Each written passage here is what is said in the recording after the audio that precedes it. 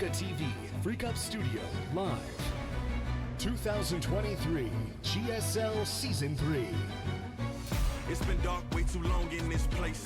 That bright smile long gone been replaced. From ear to ear I see that fear in your face.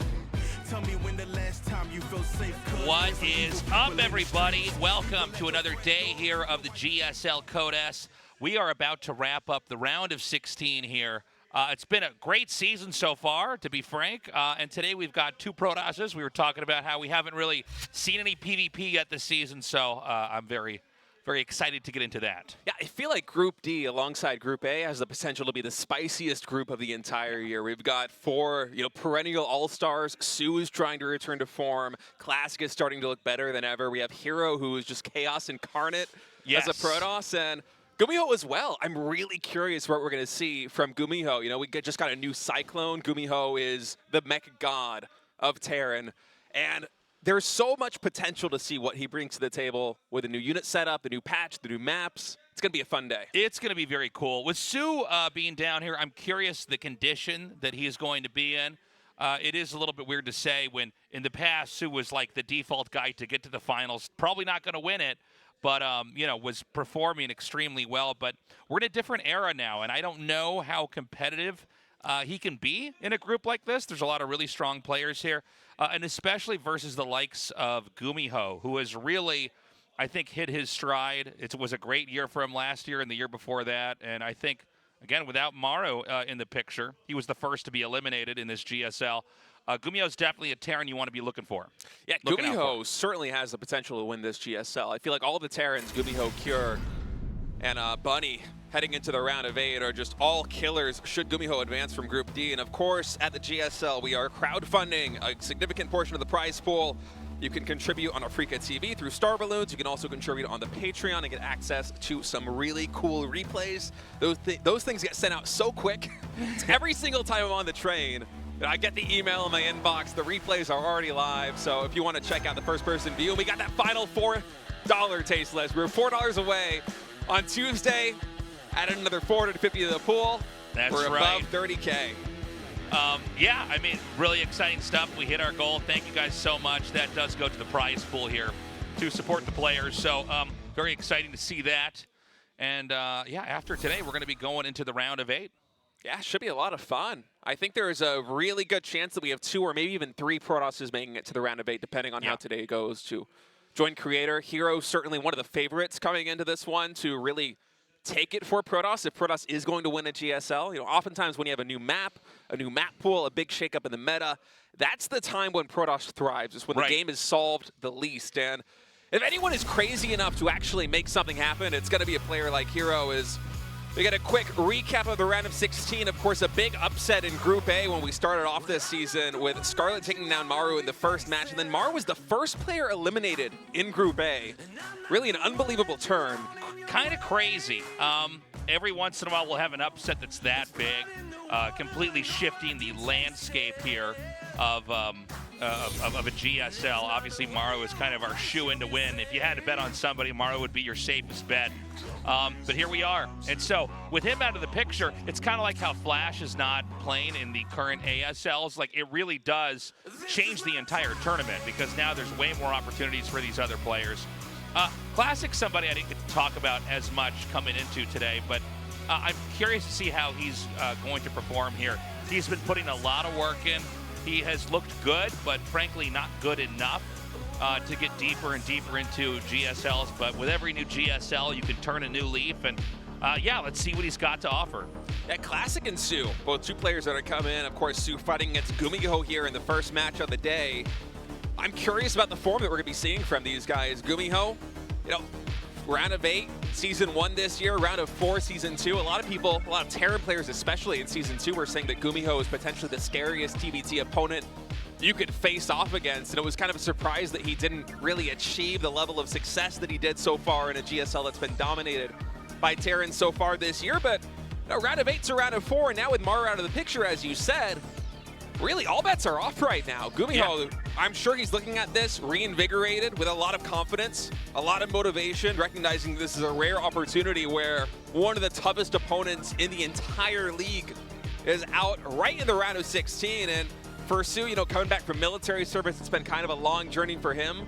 Occasionally we have players like Hero who come back and just immediately bounce back into form in a really stunning way, but you know, the arc of career that soO's taken since returning from military service is kind of more of the norm in StarCraft 2, where it's usually a very slow build-up, getting back into the condition that you reached before. And so the final GSL of the year, wondering where he's going to be at, because he is getting here, you know? I mean, he did qualify for Code S. That is a big achievement in and of itself.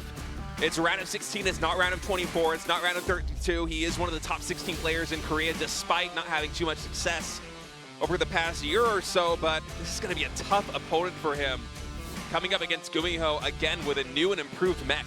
Yeah, and, you know, GuMiho, there's no other Terran that's quite like him, so I think he's very difficult to prepare for. Guys, we're going to go into the first best of 3 of the evening. This is GuMiho versus soO.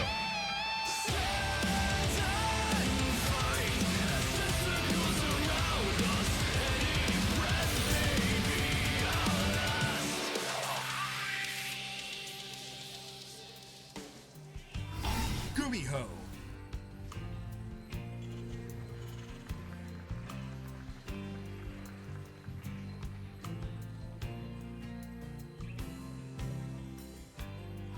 Guangdong Freaks, soO.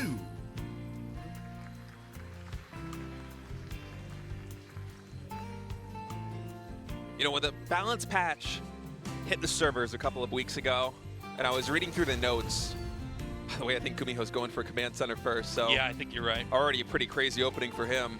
The first thing that I was wondering when I saw the new Cyclone is, how is GuMiho going to play with this unit? Because of all the Terrans in Korea, GuMiho is the best at going mech and the most consistent at going mech. It feels like he busted out at least once or twice every series. Oh, flew in from AZ to be here to Arizona. Wow. I'm assuming so, yeah, right? Yeah, that would have been my guess. I thought it was like a really cool way of writing. Azerbaijan, like, that's crazy. I was like, is that a really cool way of writing Australia? But I'm wondering if we're going to see some Cyclone play from GuMiho, because, you know, so far the GSL Code S, you know, we've played 3 groups so far in the round of 16. We haven't seen too much Cyclone. We did have Byun bust out a really cool proxy factory, double reactor factory. Yeah, quad Cyclone all in, Cyclones. quad Cyclones, yeah. And a TVZ that was just a straight up killer. And so, you know, Byun's already doing it. I wonder if GuMiho is going to have some builds cooked up that utilize this unit, because of all the Terran players in the GSL, I feel like he is going to have the keenest insight on being able to find the builds that are going to be the deadliest, or hit the sharpest timings, or be the most uncomfortable to play against because of his experience with mech. Yeah, I got to agree with that, State. You know, I think I can say this without even like having the stats in front of me. Nobody has made more Cyclones in GSL than GuMiho. We've had so many games, and he was using the Cyclone when like nobody was using it. And then I think the Cyclone pre-patch found certain roles in like being a Swiss Army knife in defense, occasionally being used comboed in with a push of some sort, like, you know, against somebody who's on 2 base, you're on 2 base. But the unit's changed quite a bit. It's a little bit more of a straightforward unit that kind of combos in neatly with the rest of the Terran army. So yeah, I would very much welcome it. Now, he is going to get a second factory. Okay, I was going to say, you know, sometimes when we see Command Center first, generally speaking, I think most people would agree you are expecting bio. You know, and is it going to be that 2 base all in, or is it going to be a 3rd base? But here we go. He went Command Center first straight into a second factory. Yeah, looking at the gas income, it seems like this is probably going to be Hellions coming out, but we have seen players pair up, you know, 2 rounds of Hellions and then 2 rounds of Cyclones, and even an Armory coming down already. So GuMiho not wasting any time to get going in the mech. And one of the benefits of the new Cyclone as well is, as you said, it's not really the Swiss Army knife of defense that it used to be, but in straight up battles, it's a lot stronger than it once was. You know, it's something that's cheaper, it's easier to mass out, you can now reactor it out of a factory. It's the same cost as a Stalker. It's better in a straight up fight than a Stalker in most situations. And it's a unit that, you know, just straight up really shuts down a lot of all-ins, a lot of early aggression. If you have anything that's trying to pack a punch to kill the Terran early on, the Cyclone coming out of the factory along with the Siege Tank are the 2 best units to really stop that. So it's kind of a creative thing to go quickly into reactored Cyclones like this with +1 vehicle weapons after a Command Center first, because should there be some kind of roach push that comes across the map, you got to think that this Cyclone build is going to be able to stop it, and already we have the Battle Mech coming out. I really like the third command center. This is probably going to be like a pressure build where he's going to be able to expand and keep pace with the Zerg. I don't think, unless the Zerg really messes up, and that is possible, by the way, because the Cyclone, I think, is such a different feel right now that I think there are chances we see Zergs that just aren't in sync with the way the game is running now. But this is going to be a very quick third base, and from what I can tell, I think that the Zerg is going to have to be defending a lot. Yeah, this is a cool build coming out of GuMiho. Pumping out 3 more Cyclones now. That SCV with some bad RNG will get picked off. GuMiho's going to have to retreat to deal with that, but there's a lot of damage potential in this upcoming push. Even though there is a third command center underway, we're going to be hitting a +1 timing push with how fast that Cyclone attacks. I mean, the upgrade is going to be much more significant than, +1 on Hellions, for instance, right? So I'm wondering how much potential is actually going to be in just 2 factory aggression here coming out from GuMiho as he now powers up 3 more factories. My God. Is this going to be He's gonna fully make so battle many Cyclones? This might just be full battle mech. All the Cyclones are going to come together like a giant Power Ranger and morph into one big Cyclone. Yeah, this is really cool to see. It's so funny because when you watch GuMiho play, it's like, yeah, nobody really plays like this. I don't know how exactly you would prepare, to play against this. We have Ling Baneling coming, and I feel like if you're off on the number of Zerglings that you need, this would be a big scout if he could get in the main, but he's going to go for the SCVs instead. Okay, so I do question that decision there from soO. I mean, I think it would have been worth it to go in there and confirm that it's all these weird factories coming. It's not like a transition into something weird like battle cruisers, or it's going to go back into bio. We've seen bio into mech. We've also seen mech into bio and other weird stuff like that, but yeah, I mean, we're going up to tanks now. There's a lot more Hellions and Cyclones out on the map. And this is just going to be a very mobile, damage-fueled army on the roam here. And look, with the third command center landed, the 4th base could be denied here. That's going to be 3 base versus 3 base, and that might zone soO out economically. Yeah, you got to think that the cost efficiency of battle mech in this situation is going to be way above what soO is able to bring to the table on 3 bases versus 3 bases. Now, soO, he is getting Aspire. He's getting Baneling speed. If he can get a Lynx around on this Battle Mech army on creep, that is one of the good kill conditions for actually wiping the floor with the Terran. It's whenever Terran is able to kite away off creep. It's a really dangerous situation. Now, I like this Zergling run by coming into the 3rd base. Only getting 3 SCVs so far. Gotta say, nice control there by GuMiho. Being able to evac from that, and once again, 4th base getting denied from soO. 12 Mutalisks in production, but let's keep in mind the Cyclone, the new Cyclone as it is, a lot better at dealing with Mutalisks than it once was. Yeah, that is very true. It's much better at just addressing air. I think these mutas have to get a win here, State. Otherwise, I don't know that there's going to be a road to recovery here from soO. soO is attempting to reclaim the 4th base up at the top of the map here. But I think it's just going to be a matter of time before we see GuMiho roam right back up there and start to deal with that once more. Yeah, soO's double expanding over here on the top side, but this hatchery going to get taken out. Actually, not even a cancel. Supplies remain relatively even. Actually, funny to see a barracks going through the speed zone right there. All right. That's so funny. It looks like the Zerglings are going to fragment the Terran army with the Hellions on one side, the Cyclones over here in the back, but I think those Cyclones that are retreating, yeah, can merge right up with the ones that are happening right here. We're seeing it happen in real time. And yeah, I do think that GuMiho can seesaw right back over onto the other side of the map. And this is a really interesting thing we're seeing out of GuMiho right now. If you think back against Mutalisks in almost every ZBT up until this point, in a normal macro game with a Terran going mech against Mutaswitch, you're pumping out Thors at this point. You're throwing down missile turrets. You're trying to just hunker down the defense on your bases. GuMiho, he sees the mutas, and he immediately starts 7 Cyclones of production at once. And you can see why. They're trading quite well right here with the mutas. I think soO might have misread this engagement. Oh my God, the moving shot is painful to see. It goes up to like 9 range, I think. It's kind of crazy. I mean, you can really see that like this is one of these circumstances where when you engage with the mutas, you have to know you're going to actually win the fight. And these are Cyclones without their speed movement upgrade too. So just wait until that kicks in. Wait until they get the Hurricane Thrusters, Blue Flame also being researched, Sensor Towers coming down. I'm not seeing an avenue for soO to find damage on GuMiho's side of the map because of the missile turrets, because of the Thors that are starting to get incremented out of the factories. And yes, he has been able to establish a 4th base and finally a 5th base down at the Triangle 3rd. But I mean, looking at the supplies right now, I'm really liking GuMiho's position. His army is very expensive. It's going to be very cost efficient. And once Hurricane Thrusters completes, those mutas are going to have a hard time even running away from the Cyclone should they take a bad engagement. Yeah, the mutas can clean these Hellions up. I guess we got to wait and see, you know, how much has soO been able to muster here. They're so fast. The Thors being out here as well, you know, are going to make these mutas pretty useless.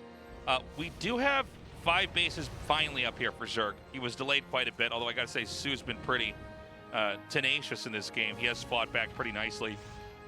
And we're almost to the point where both sides are going to max out. Yeah, we're going to max out pretty soon here for soO. He has 21 Larva, just deciding exactly how he wants to spend it at 180 supply. Hellion run by going to come in. Not going to find too much damage. soO just on top of the defense, and I got to give credit to soO. We've been focusing a lot on GuMiho because this is really the first debut of this new battle mech style in the patch, but soO on his side of the map hasn't really suffered too much damage. No, he's keeping pace with GuMiho quite well. Just my big concern is when these armies inevitably do clash, that Thor gets some pretty big hits on the mutas. Yeah. So they're going to have to back off. They can't engage for a little bit now. I'm concerned. I'm concerned for soO's position because I feel like unless he's able to get a big surround of these Cyclones on creep, he's not really going to be able to get too much done. And GuMiho can just kind of play this slow defensive style. I wouldn't even be surprised if, as he takes a 4th base and eventually a 5th base, he starts to warp in, or not warp in, I'm a Protoss player, starts to make some barracks for Ghosts as well to start complementing this mech, because the setup that he has right now, it's going to be a pretty immaculate defensive setup. You know, he is losing some missile turrets, he is losing some SCVs, but there isn't really any kill potential for soO right now. Yeah, I think soO can basically buy time. By the way, Hive is just now coming along. soO can try to buy time by using the Mutalisks as a distraction, but eventually it's going to be the Terran's turn to move out on the map, and I think we might be at that moment right now here. The Banes are going to come through here. You can see, honestly, the Banes are not getting anywhere near as many connections as they need. In fact, the Thor very nicely soaks up a lot of that Baneling damage and doesn't even get killed off. And so this is probably the climax of the game. We're having this army push out. We had a lot of Banelings that were killed. The Terran army is in a much better position now where there's terrain that kind of blocks a lot of this off. So soO has to smash this army in a very convincing fashion, or there's a chance that GuMiho's push just closes it out. I'm worried these trades for soO are not going to be enough. His gas bank very low right now. He's going to more Banelings because he knows that he has to hold his push right in this moment. Now that's a pretty good connection on 3 Thors all at once. But this arc down to the low ground here for GuMiho, I'm liking it a lot. More Baneling connections on the top side, but the Thors are just eating through the mutas. Oh my god, the Queens, it's creating a log jam here where the Banes can't quite get through. It looks like it's a bit of a trade here, but you can see the Cyclones, they can spread out and really consume a lot of the Baneling damage. So, you know, as the dust settles, Terran is fought off. Zerg is immediately refilling their supply with Zerglings and Mutalisks. Back at home, it's the same story for the Terran. The same units that we saw earlier are just going to be remade out of that factory. And right now, the worker supplies are completely equal, 76 to 76. So with mules, once GuMiho saturates all these bases, he should have the superior economy. And that's a really scary position for soO, because I think there is no way he's going to be able to take more cost-efficient fights. Now that the creep spread past the Triangle Third's been almost completely cleaned up, we even have some medevacs coming out from GuMiho so we can do more advanced micro with these Thors. Unfortunately, one of them does get caught out. In fact, 2 of them, but still the army here for GuMiho. I mean, the Baneling connections are really not getting anything done. If I could go super big picture here, it seems to me like even though soO fought off GuMiho really well in the first game, all the gas was spent. We had an insane amount of Banelings made, all the mutas were killed. And what's going to happen, I think, in the next fight, if not this one, the one after that, is that there's just not going to be enough gas to have that overpowered amount of Banelings. And so I think if my theory's right, basically this trades out over time better for the Terran. And we're starting to see that now. There's no Banes in the picture. The Mutas are being wiped out. The micro here from the Thors is insane, by the way. GG, GuMiho takes that game in a way really that only GuMiho could. And the only way you can do it with the new patch too. I mean, this would not have really been viable if we were playing on the old patch with the old Cyclone. And GuMiho just coming out with a new mech build. This is a weird question, but in the map editor for StarCraft 2, are there hero units for each unit? Like, so in Warcraft 2 and then in StarCraft 1, they had, and if you went to the map editor, there was one special hero unit for each. Like the Odin for the Thor, for instance, right? Yeah. Or like, there's a joke in StarCraft 1 because there was a scout hero unit called like Mobo, and it was like anybody who could beat somebody with scouts in StarCraft 1, we called him Mobo. Like, I didn't know about that. That's so cool. Because the scout is still the worst unit. Yeah. But then I was just wondering, like, is there a hero Cyclone unit? Because that should be called GuMiho. Yeah, we need one now. Especially with this patch, we need a hero Cyclone unit. Yeah. But what a cool build coming out from GuMiho, and I love how different it was. Like, he sees the Mutas, and he doesn't switch into the Thors. He starts making Cyclones 7 at a time instead. And just playing an incredibly cost-efficient game. Let's see if GuMiho goes for mech again on map number 2.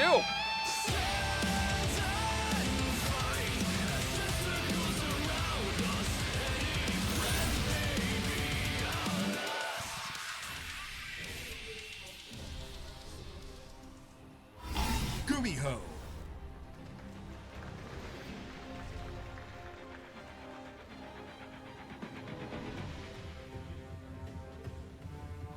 Guangdong Freaks, soO.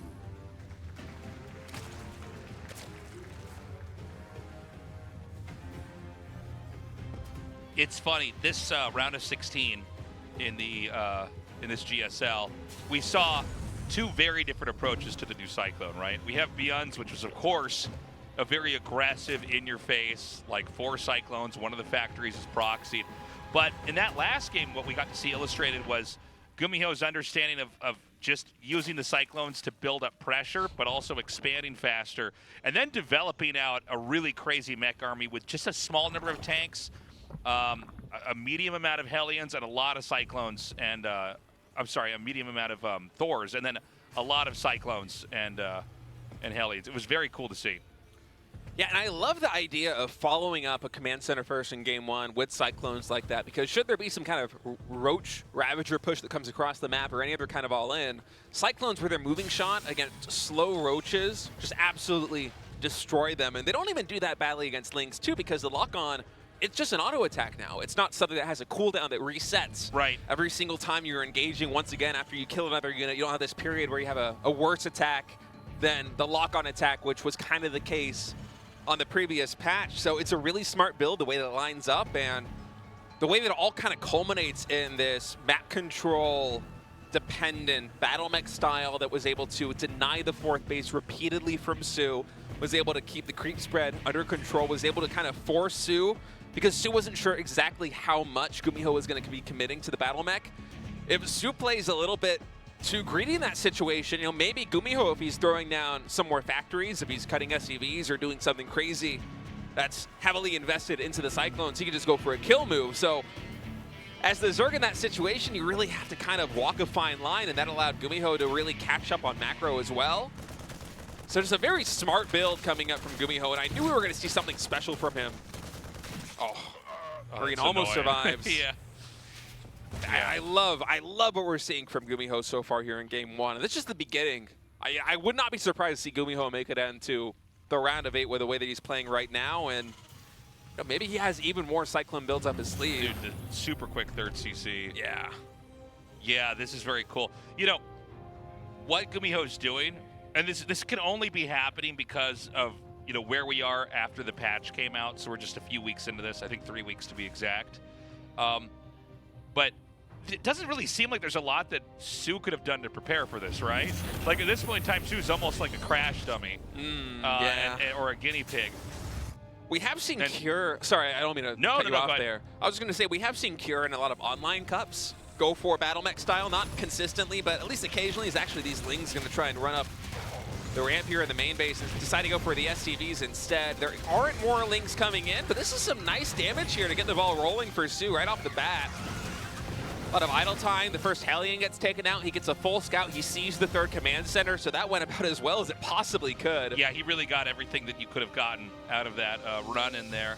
So Roach Warren being thrown down. And I wonder if when you see a third command center that early, you just know as beefy as Roaches are, there's probably a way you could just crank out a couple of Roaches and just never let them land that third CC. Maybe. The thing is, on the previous patch, you're 100% right, but on the new patch, yeah, I haven't seen enough Cyclone games to really be able to call. No, I'm in the same position as you, where like some of these casts, when the Cyclone comes out, they're a little bit more exploratory than I'm used to, where I watch them running into engages, and I actually don't know if they're going to win or not. Yeah, but it seems like soO has the exact same line of thought that you do. He's pumping out Roaches right now. I don't think there is a lair underway. Well, so he is GuMiho's going for stim. Oh, okay. So now here's the thing. I don't know if he wanted to maybe go for factories again, but got scouted, so he's going to juke his build order back into traditional play. And only GuMiho, by the way, would be the guy that's like, oh, he tricked him into by going bio. You know what I mean? Like, yeah, that's a very good point. That's the only Terran player I could say that where that would be a thing. But I think that might be the idea. Now, the Roaches are going to come across the map. You can do this versus bio, though. You can make Roaches and Ravagers and bully a bio player who is a little bit too ambitious with that. The Viking flies over and sees it.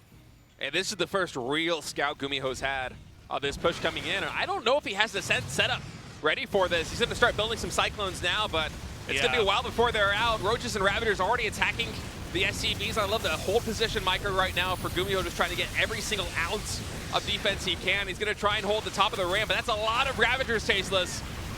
Yeah, normally you'd have a Banshee or something like that that could eventually beat this over time, but I think that GuMiho's probably dead. There's just nothing that can actually stop the wave of Zerg units here, and I'll chalk a lot of this up to that really good scout. Oh, but Cyclones are out. Hold on, all bets are off, State. He's going to hold it now, Tasteless. Right. Never mind. He was still dead. Sorry, guys. Gets cleaned up. Man, soO is stoic after that win. Yeah. I was hoping he would look at least a little bit happy, but he's like, he's going to go mech again, isn't he now? It's probably the thought process. I really wonder if GuMiho had just committed into Cyclones, would he have been able to hold the top of his ramp in a situation like that one? Because I think it still would have been close. That was a very crisp timing that soO hit. He cut drones very early, and of course he had the momentum building from that early Ling run by where he got the full scout. He killed a good number of SCVs. He got the first Hellion down to kind of diminish GuMiho's map control, but really two very different games to start off this series, and now we're going to be going to Site Delta for game number 3. Is GuMiho going to try going into bio again? Will he go back into mech the same way that he did in game number 1? Will we see a different mech build if he does do that? I'm open to anything, but a big moment here. soO wins that after a pretty dominating game 1 from GuMiho. All right, guys, let's get into Site Delta for game number 3.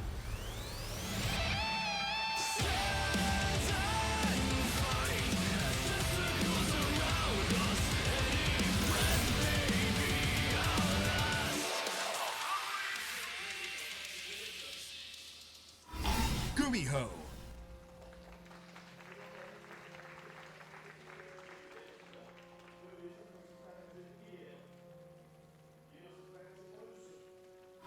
Guangdong Freaks, soO.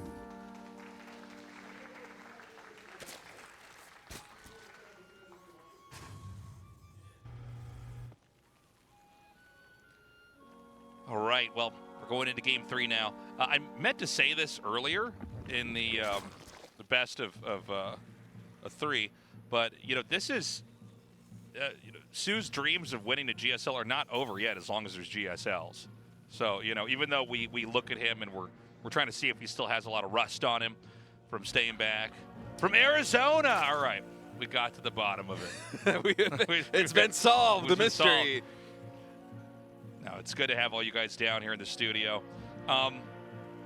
Wait, what was I saying? Oh yeah, the it's still a possibility. I think soO still has that hunger, maybe still has that ghost from not winning so many GSLs in the past. I mean, how many times did he get second place? It was like five or six. Yeah. So crazy.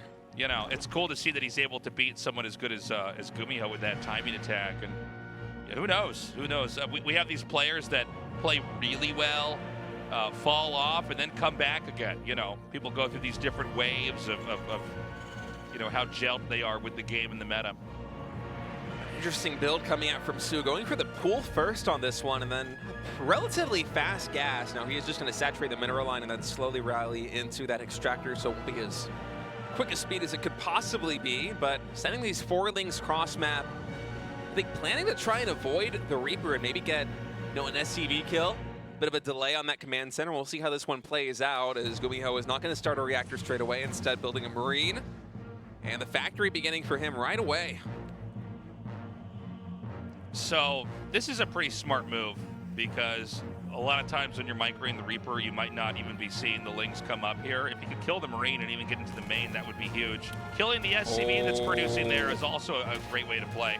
The SCV's come up, the Marine is trying to maneuver around. Whoa! Actually insane control. Oh, but the Julie, yeah, he just comes in there and gets the backstab. I love that straightforward Lings, just like, I got this guy. Yeah, Go to the mineral line. Yeah. So 4 Lings go down for 1 Marine, which actually is not cost efficient. It's not a big deal, but it's just worth pointing out. soO literally, in a situation where he had the advantage, actually came out behind. Yeah, I would have preferred to see him just go straight for that SCV, even losing a drone on the transfer now. So those 4 Lings could have been 2 drones that were made very early on and gathered a ton of minerals. Now losing another drone on the transfer. After a pool first opening, it's not feeling the best for soO. That's a lot of tiny little roadblocks that happened with his early game macro plan. And you know, Zerg oftentimes, regardless of the matchup, it's a race of momentum. If they're able to fire on all cylinders in the macro way, if they're able to drone and kind of skirt the line of disaster, just play greedy enough that you don't take any hits, the game can go quite well for them. Those are really the moments where we see Zerg absolutely dominate, but with a start like this one for soO, it feels like it might be a little bit of an uphill battle, but still, you know, only those 4 Lings going down, losing 1 drone on the transfer. Not game-ending damage, but against an opponent like GuMiho, you got to be feeling a little bit bad about that one. Yeah, for sure. So, you know, as this game develops, I'm just waiting for the signal. Is it going to be more barracks, or is it going to be more factories? Because GuMiho's capable of doing both.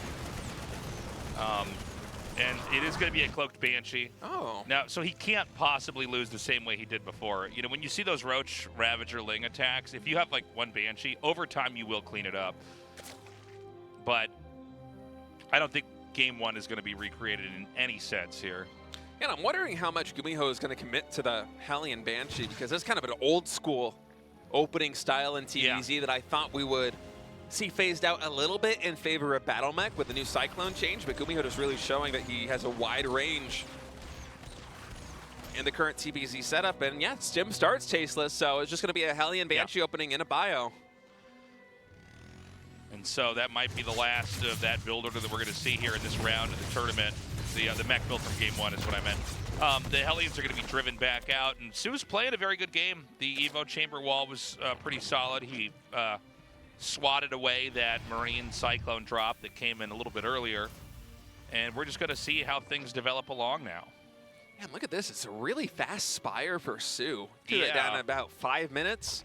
Now saturating the gases at his natural expansion. Well, you know what? I mean, first of all, we got to remember that soO doesn't actually know what Terran's doing yet. And I think there's some ideas here from GuMiho to even just show this 1 Cyclone in a medevac to kind of make it look like, oh, see, here's my tech. When really this is, you know, probably the only Cyclone that's going to be made in this game.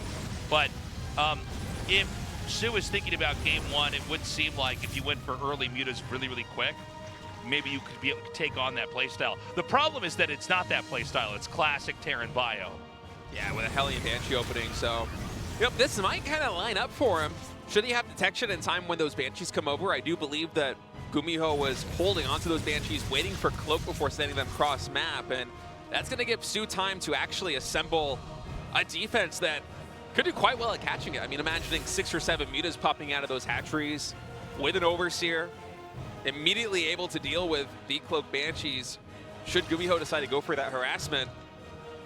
Could work out quite well for our Zerg player, but for now he's going to macro up, take a 4th base. The creep spread did get slowed down a little bit by that Hellion attack in the main, and the Banshee's coming into the 3rd. 6 mutas, about 3/4 of the way done.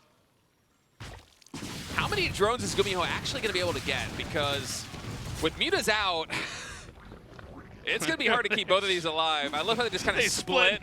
Yeah, just, all right, you go this way, I'll go this way, and let's see which one of us gets killed. Well, you know, double Banshee Cloak is pretty expensive, so whenever you do something like this, you really do need to kill a lot of drones to get, you know, to extract value from it. So the fact that the mutas hatch immediately, it's not going to make that anywhere near as strong, but at the same time, the Banshees inadvertently scouted the mutas coming out, so maybe GuMiho will be able to defend a little bit more easily in that sense. Yeah, soO actually able to find some good SCV damage early on with this, and with the Queen able to dispatch that Banshee in the main base. The one here at the 3rd looks like it's just going to try and get a couple more kills before retreating to safety, but you got to think those mutas are eventually going to clean it up. And all things considered, some workers going down on both sides, and man, Cyclones are, there's so much damage to mutas. Yeah, they're clearly still quite good against big groups of mutas. Notice again, he kind of led with that Cyclone, but here comes the real bread and butter Terran army. Yeah, and I'm wondering if there's going to be a window here for GuMiho to really get some damage done. We do know that a lot of Zergs, you know, that if they survive and keep their 4th base alive and get a 5th, then we're going to be in for a long game. But many games end where you just push the 4th and, you know, the game wraps itself up. There's only one siege tank with this push, but GuMiho already has 1/1 infantry, weapons, and armor.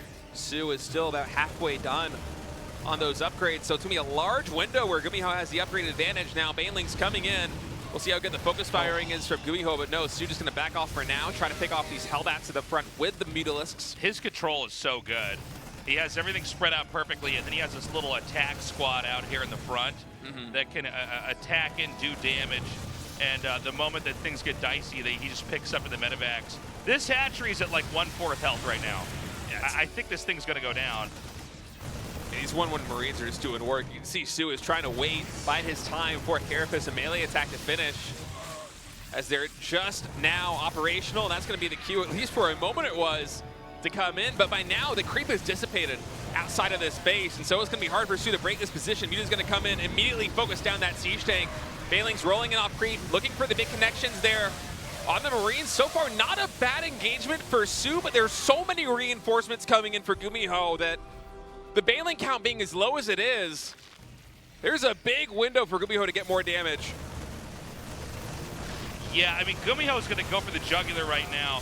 He is just in the middle of it, and yeah, that's a really good play. He forces those Banelings to cancel. The hatchery's going to go down. This game might just be over. I don't think there's anything to actually stop the onslaught of Marines that are going to move through here now. In fact, he's going to be able to kill the Baneling's nest, and that's basically a death sentence here for the Zerg. Yeah, soO just with no Banelings left. I mean, these Marines can be freely distim all the way down to 20% HP and trade out quite effectively. 20 workers going down. Some of the Mutalisks even getting traded out there, and while it's not quite a killing blow, soO is now 10 workers behind a Terran that is getting ready to secure a 4th base. The Bailing count was completely reset there. A hatchery went down, so with this Ling Bane Muta style that's very larva intensive, I'm sure that soO wasn't perfect with the injects during all of that micro that was happening. He's going to be struggling a little bit to spend this mineral bank, and that means that GuMiho, should he continue to just push across the map and clear creep and get damage done, he can really get some more momentum going. The Mutas are going to come back over here, but they need to be actually back at home defending. If the 3rd base falls, it's going to be even worse. But a little bit of a clunky engage there from GuMiho. He has to pick up. He unloads. He is going to be right back over here. I think there's enough Banes and Mutas that he can just deal with his head on. Good sniping, though, from GuMiho. My God. Yeah, just instantly focuses down those 2 Banelings, so soO going to have to disengage from that position. The creep spread for soO just keeps getting reset. He only really has a couple of tumors in the center of the map. On the sides, it's not really coming together. This is a good snipe here for soO, being able to pick off one of these factories, and also the reactor getting built on that factory in the front. A little bit ambitious for GuMiho, trying to build those at a greedy position for rally points, as too. Actually finding some very good counter damage right now with these mutas. There aren't that many missile turrets back at home, and the rally has been quite forward for GuMiho, and even the starport taking a ton of damage. Okay, a stim comes forward now. He's going to try to catch them up at 12 o'clock. Looks like most of the mutas are going to be able to get away. And we see soO in recovery mode right now. I really thought we were almost to the end of this game with how well GuMiho was in all these pushes, but soO is still, around. He's still kicking, so it looks like this push is going to come out once more. The muta's going to try to buy a little bit of time, killing off some of these SCVs and turrets. Yeah, these mutas have gotten so much value on the other side of the map, just really holding GuMiho back, even messing with his infrastructure quite a bit, and that means that soO's had enough time to reassemble this army of Lings and Banelings with pure Marines like this. I don't think GuMiho could actually push into that position. Yes, he can kind of posture outside and make sure that the creep spread is dismal for suMiho, for soO in front of that line. suMiho, my goodness. This is doppelganger. But yeah, soO has done a great job of recovering from what was a really scary push, where, let's not forget, GuMiho was able to push into the natural expansion, take down 20 drones, kill the 4th base, trade out cost efficiently. And soO is looking the best that he has looked in a very long time right now against one of the top Terran players in the world. Yeah, I mean, GuMiho's been around forever, but it is very fair to say he's easily one of the best players in the GSL right now. So the fact that soO is playing as well as he is, that's very cool to see. That shows a lot of promise, not just for the rest of this game that we're casting right now, but also his chances in this group and in the future of GSL. 22 mutas on the map as soO is starting to really push the creep forward in the center of the map, but I am so concerned, Tasteless, about the lack of creep across all these bases on the sides. I feel like for soO, if he wants the next fight, the max fight, to be very cost efficient, it's going to happen on creep. And there isn't very much creep to be found besides that center of the map, but GuMiho's just been doing such a good job of aggressing on the sides, and I mean, the lack of map vision is really apparent here for soO. Is GuMiho able to run in, take a fantastic angle here at this base, kill 5 drones, live up into the main, and that's going to set up for him to posture outside of that triangle third now, and again, no creep. Beyond this position, only 1 tumor in front of that hatchery, and so GuMiho with a really nice defensive setup, even without siege tanks. The Widow Mines can kind of fulfill that splash damage role here, as well as the Thors. It's going to be a tough engage for soO, but here he comes in, trying to find the angle. A lot of Banelings, but GuMiho off creep. He's able to take a pretty good engage, and yes, soO was able to wipe the floor with the front of that army, but really there's a lot of Marines still standing. Yeah, it's funny. I think he could have done better with that first engage, but here we are. The infantry, oh my God, we just now caught the tail end of that. That base falls. Had no clue that was actually happening. And so it's going to be about trying to keep this next base alive here. 0 Banelings on the field right now for soO. He is scrambling to try to make 11 more. GuMiho is parade pushing across, even drops a mule, I think, by accident. We haven't seen that in a while. Yeah, I think he might have wanted to. Intentional. Was it? We'll just decide it is. It's more drama that way. The Banes are going to come up again, but these Widow Mines are just obliterating that. There might still be enough mutas to take the fight. Well, maybe not after that mine hit. Those mine hits were explosive. Drilling claws just paying dividends right now. GuMiho is not lifting his foot off the gas pedal. We have even another hatchery going down. Only 3 Banelings on the field for soO, so he's going to have to re-engage here with low HP mutas, and I think we might be reaching a breaking point, Tasteless. soO, even if he's able to clean up these Marines, this is not the trade you want to take. Yeah, that should be it. I think that soO is going to be knocked into the losers match. There it is, GG. GuMiho takes the first best of 3. He's going to the winners. But my biggest takeaway, besides what we saw with the Cyclones back there in game 1, is that soO is in really good shape. Yeah. That was a really close game. He's even smiling after that one, shaking his head a little bit. He knows it was close. He knew he was in a tough position. He was still able to fight back. So, soO is going to be facing a Protoss. We don't know if it's going to be Hero or Classic that will fall to that losers match. But if his ZVP is anywhere near as good as his ZVT is looking right now, that could be a big shakeup for this group. Yeah, absolutely. GuMiho showing a lot of promise. Zerx, no problem for him. We're going to go to a break. Classic versus Hero coming up next. We will be right back.